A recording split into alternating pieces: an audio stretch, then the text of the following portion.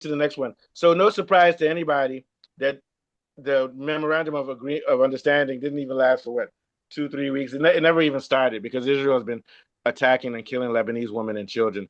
But U.S. finally has upped its strikes on Iran. Iran is striking Jordan and other parts. No surprise. We knew that memorandum, and I don't think the Iranians knew. They knew too. They were playing along. They know that America never does treaties. It always breaks treaties. So it's no surprise. But I'm going to argue on this show that, first of all, America's reasons for these strikes are false. They're saying that they're starting it because Iran is breaking the MOU because it's I think they attacked some ships and stopped them from going. I'm going to argue that no, it's America's fault because Israel has not stood to that MOU. America would say Israel's not part of the MOU. That's a lie. We're going to go deep into that. My second argument is that America's wasting its time. It says that these strikes are to limit Iran's ability to block the Strait of Hormuz. So they've been attacking areas in the southern part of Iran that are important for the defense of it. I'm going to say that's an absolute waste of time, waste of money, and it's very dangerous. And this is my last point. It's very dangerous because now Iran has the world by the balls again. And if they want to, they can usher in a global depression by tightening that thing.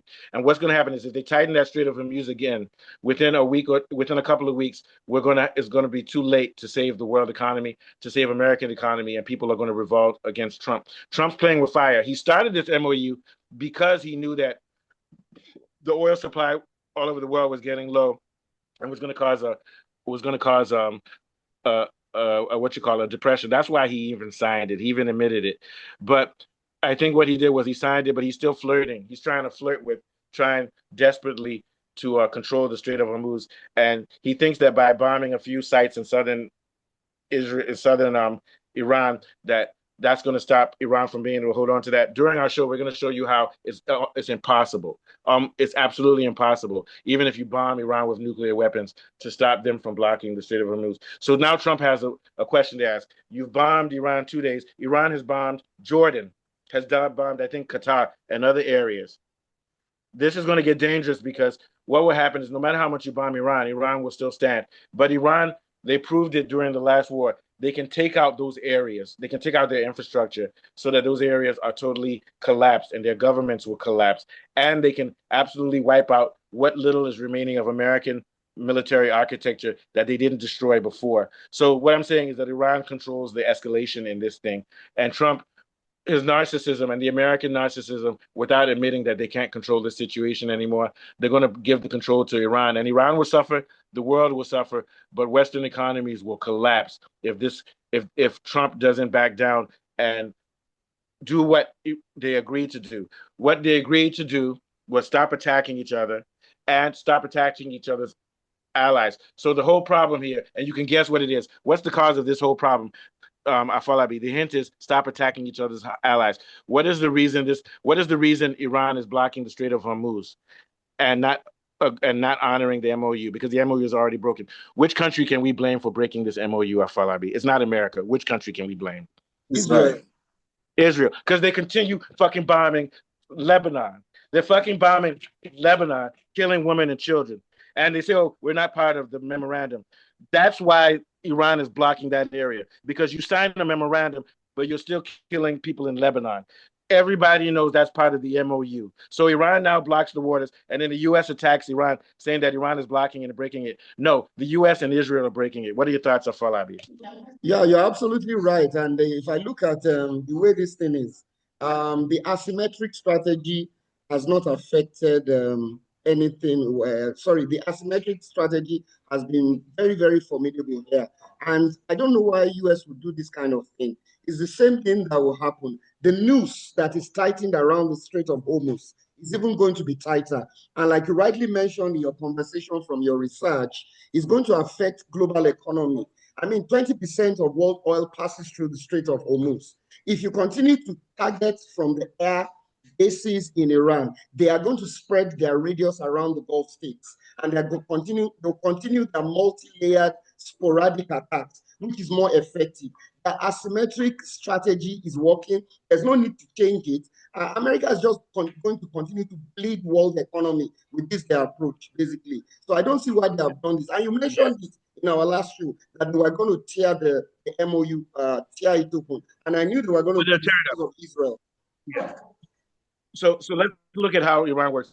They're bombing missile sites in Iran and bombing areas where they can have jets and things, thinking that that's how Iran is going to block the Hormuz. Here's how Iran is really going to block it. They know where the landmines are. And if they don't, they have to tell you where your ships go. Second of all, the same way they destroyed American architecture and Israeli architecture, their radar and their military sites during the first 40 days, they have saturation missile drones, which nobody knows where they are. And they send tons and tons of decoy missiles to make you waste your defense missiles. So if the U.S. wants to protect ships in Hormuz, what Iran will do is send tons and tons of cheap missiles and drones until you waste all of your missiles. Then they send in their ballistic or their what do they call it, hypersonic missiles, and take you down. Then they have speedboats, which also function like missiles in those caves, which will come and will turn that whole area into a terrible thing. Iran's economy will mess up, but the world economy will mess up. And within weeks, American gas will go from $3.40 a gallon to $15 a gallon. So you can't stop them because they have asymmetric warfare with missiles, the same thing that they use on the ground. What are your thoughts, Mr. Segodi? America is one country that doesn't want to accept that Iran has defended themselves. So they'll try by all means to try to win this war, and they're already on a losing battle, because if you look at what will happen to the economy of America if Iran blocks that channel, it will be a very terrible. Buying oil from $3 to $15, you'll be crippling the normal people of America. So Trump is fighting a war that he will not win at all, because Iran is already prepared for them. Even the missiles that they have in Iran to bluff America, it's enough to make sure that when they blow their proper missiles, they'll be able to defend themselves against the United States. So, and studies by Ted Postal from MIT. Have you seen it? Less than 10 to 5% of American missiles even shoot down the first missiles that come from Iran. That means 90% of Iran's missiles are landing. And they said, they said that the people who created the missiles tried to kill Postal when he said that in 1990 during the Gulf War.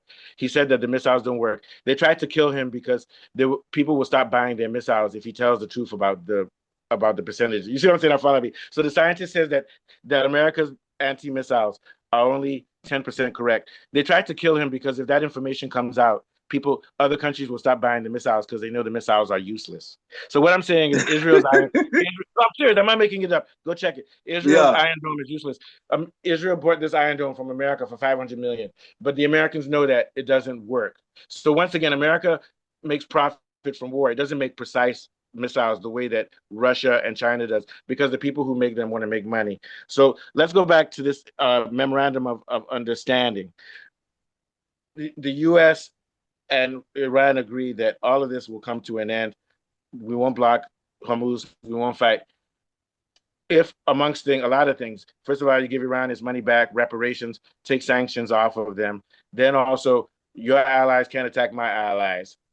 The U.S. is saying Israel is not part of this deal. That deal, it's either that if Israel's not part of it, okay, then it also means that Iran can attack Israel. Do you see what I'm saying, Afolabi? You can't have it both ways.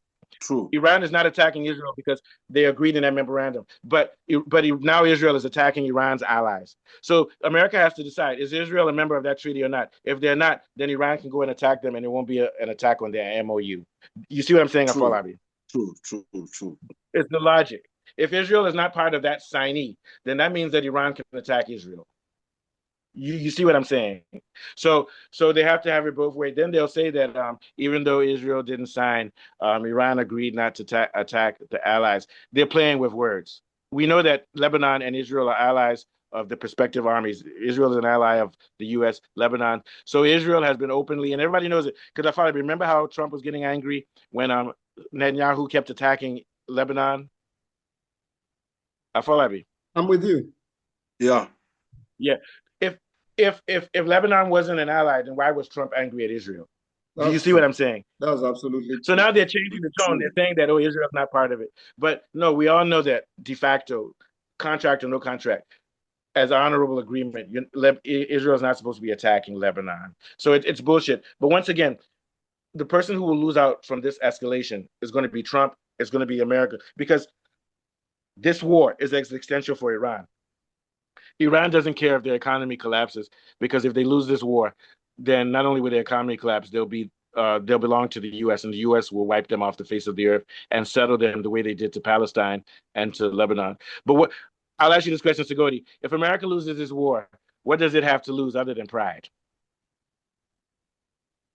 And maybe free Of oil, course, not free oil, but maybe. But yeah, go ahead. But America will still exist. yeah, Go ahead. Yeah. What do they have to lose? yeah, definitely, definitely. If they lose the war, they'll still exist. They'll only just lose. Oil will be expensive to them. Dollar will not have that power in the Yeah. world. But They'll be out of okay. all, they're not Yeah. losing their lives. But Iran has more And to they can lose. adjust. America can If adjust if its economy. America can adjust its economy and do okay. But Iran is here to win. That's why they're not going to lose. What are your thoughts, true, Afarabi? Last start. they've got nothing. They've got nothing but No, to yeah, win, because they to have save nothing. their life. Because the threat. Trump said he'll send them to the Stone Ages. That means he's going to nuclear bomb, and kill all of them. He started off by killing their religious leader and their president, their leader. Then he started off by killing girls and children. So, and Israel paid a lot of people to start those riots.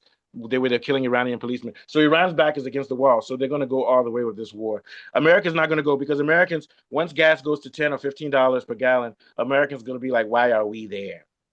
Now it's different. If Iran comes on American Yeah, soil, then Americans will die to the last American to defend it. But this is not a war that's threatening Americans. true. This is a war of choice by Trump and his No, not friends at all. to just Not at all. to make some money from oil. Last thoughts are Falabi. Yeah, so basically, I don't see why Iran has to change a winning formula.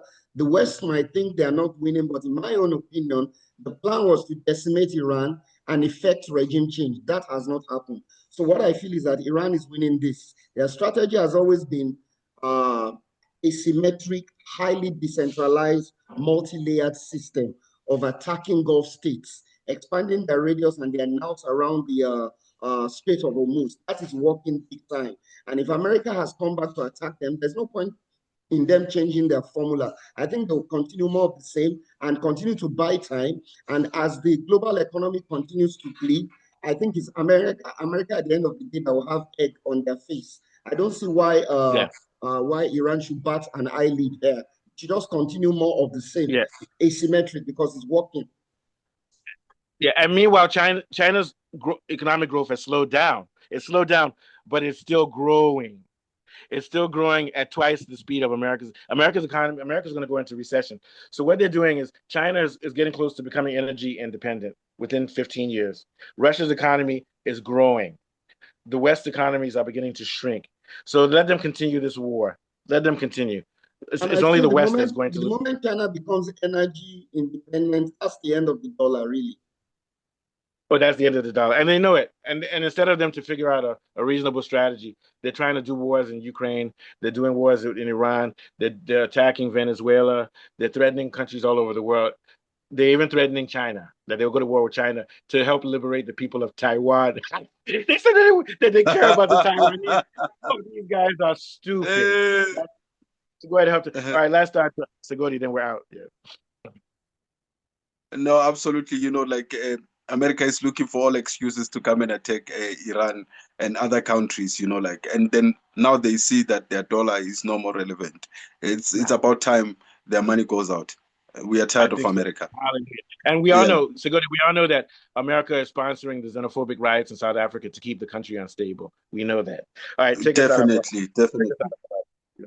Yeah, it's been another brilliant show. We've been discussing world politics and how America has ripped the MOU apart and started to attack Iran again. From Mustafa Segodi and myself, we'll be back again with another interesting world political story. Bye for now. Good one, guys. So All maybe right. tonight we'll do if anybody's awake. I know if I'll be awake, we'll do the post game for Morocco. Yeah. All right. Yeah.